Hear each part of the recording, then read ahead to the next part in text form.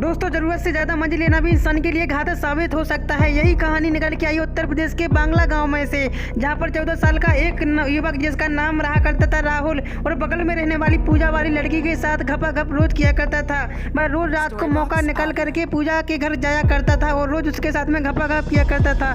लेकिन एक रात हुआ कुछ अचानक ऐसा, जिसके बाद में हो गई उसकी काया पलट और फिर उसे अपनी जान गंवानी पड़ गई, यानी उसे अपनी जान से हाथ धोना पड़ा। कहते हैं ना कि अति का भी एक दिन अंत होता है और इंसान का बुरा वक्त आता है तो फिर उसके चारों तरफ से हर काम बुरे होने लगते हैं। जी हाँ, पूरी कहानी क्या है चलिए आपको विस्तार से बताते हैं। तो बात यह है कि राहुल नाम का एक 14 साल का लड़का बगल में रहने वाली पूजा नाम की लड़की के साथ में रोज घपाघप करने के लिए रात में उसके घर में जाया करता था। रोज सब उसके घर वाले सो जाया करते थे, किसी को इस बारे में पता नहीं चलता था कि राहुल उसके घर में आ रहा है और उसकी पूजा नाम की लड़की के साथ रोज घपाघप कर रहा है।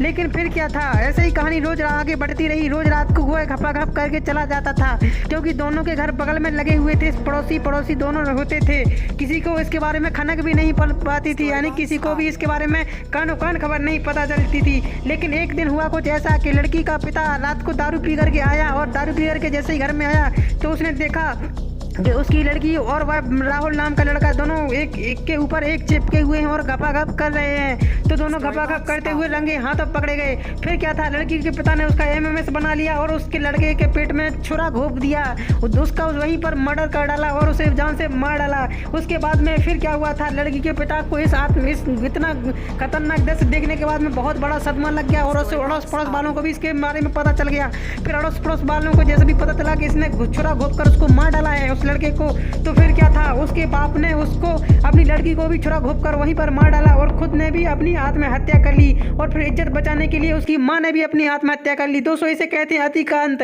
ये बहुत ही खतरनाक घटना है, आपके सामने भी हो सकती है और उत्तर प्रदेश में ऐसी घटनाएं रोज हो रही हैं। चैनल को लाइक कीजिए और सब्सक्राइब कीजिए।